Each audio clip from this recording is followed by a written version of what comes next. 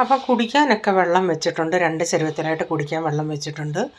ആദ്യത്തെ വെള്ളമൊക്കെ ക്യാനിൽ ഒഴിച്ച് വെച്ച് പിന്നീട് ഇതെടുത്ത് വെച്ചിട്ടുണ്ട്. അപ്പം നാളത്തേക്കിന് ബ്രേക്ക്ഫാസ്റ്റിന് പച്ചരി വെള്ളത്തിൽ ഇടണമല്ലോ. അപ്പം ചില സമയത്ത് ഞാൻ മറന്നു പോകും. അപ്പം മറന്നു പോകാതിരിക്കാൻ ഞാൻ ഉഴുന്ന് ഇപ്പം ഡബ്ബയിലിട്ടതിൻ്റെ ബാക്കി ഉഴുന്ന് ഉള്ളത് ഞാനിവിടെ താഴോട്ട് എടുത്ത് വെച്ചിട്ടുണ്ട്. ആ ഉഴുന്ന് കാണുമ്പം അരി വെള്ളത്തിൽ ഇടണമെന്ന് ഓർക്കുമല്ലേ, അങ്ങനെ എടുത്ത് അങ്ങനെ വെളിയിലോട്ട് വെച്ചിട്ട് താഴെ വെച്ചിട്ടുണ്ട്. അപ്പോൾ ഇച്ചിരി നാരങ്ങ വെള്ളം ഇപ്പോൾ ഒരു ഉച്ചയൊക്കെ ആകാറായിട്ടുണ്ട്. ഒരു 11:30-12 മണി ആകാറായി.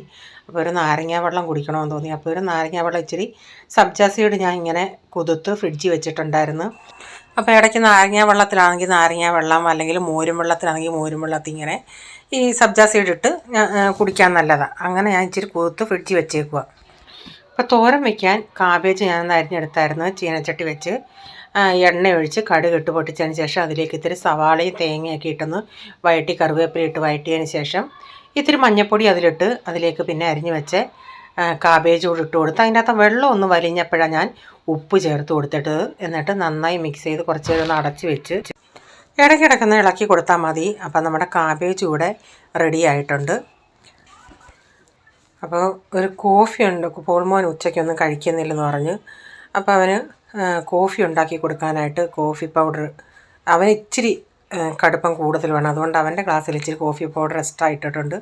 അങ്ങനെ അവർക്ക് കോഫിയൊക്കെ ഉണ്ടാക്കി കൊടുത്തു. അപ്പോൾ ഇന്നലെ കുറച്ച് മധുരക്കിഴങ്ങ് വാങ്ങിച്ചായിരുന്നു. അതൊന്ന് ഞാനിപ്പോൾ അഴിച്ച് ഇങ്ങനെ ഇടുന്നുണ്ട്. അപ്പോൾ അതിൽ നിന്ന് ഒരെണ്ണം എടുത്ത് എനിക്കിത് ഭയങ്കര ഇഷ്ടമാണ്. അപ്പോൾ ഞാൻ ഇന്ന് ഉച്ചയ്ക്ക് ഇത് ഒരെണ്ണം പുഴുങ്ങാമെന്ന് പറഞ്ഞ് ഒരെണ്ണം പുഴുങ്ങാനായിട്ട് എടുത്തിട്ടുണ്ട്. ബാക്കി രാവിലെ ബ്രേക്ക്ഫാസ്റ്റിന് ഉണ്ടാക്കാമെന്ന് വെച്ച്. അത് കഴിഞ്ഞ് പാത്രങ്ങളൊക്കെ കഴുകാനുണ്ടായിരുന്നു. അതൊക്കെ ഒന്ന് കഴുകിയെടുത്തിട്ടുണ്ട്. അപ്പം നാട്ടിൽ നിന്ന് ഇന്നാളി കൊണ്ടുവന്ന മത്തി, ഉണക്കമത്തി അതുണ്ടായിരുന്നു. ഞാനത് ഫ്രീസറിൽ വെച്ചേക്കുമായിരുന്നു. ഫ്രിഡ്ജിലല്ല, ഫ്രീസറിൽ. അതെടുത്തൊന്ന് വറക്കാനായിട്ട് ഒന്ന് ക്ലീൻ ചെയ്തെടുക്കുന്നുണ്ട്. നാട്ടിലാണെങ്കിൽ നമുക്ക് ഈ അടുപ്പും കര അങ്ങനെ ഇടാൻ ചൂടടിച്ചിരുന്നോളും. ഇവിടെ നമുക്ക് വെളിയിൽ വെച്ചാൽ അത് സ്മെല്ലും ആയിരിക്കും. പിന്നെ അത് തണുത്ത് അതിൽ കീടകളൊക്കെ വരാൻ ചാൻസ് ഉണ്ട്. അതുകൊണ്ട് ഞാനത് ഫ്രീസറിൻ്റെ അകത്താണ് വെക്കുന്നത്.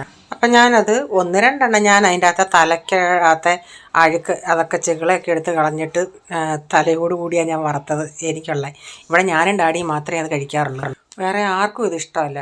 അപ്പം ഞാനത് മസാല പുരട്ടി കുറച്ച് നേരം കഴിഞ്ഞതിന് ശേഷം അതൊന്ന് വറുത്തെടുത്തിട്ടുണ്ട്. എനിക്ക് ഭയങ്കര ഇഷ്ടം. എനിക്ക് ഉണക്കമീനി ഏറ്റവും ഇഷ്ടം മത്തിയാണ്.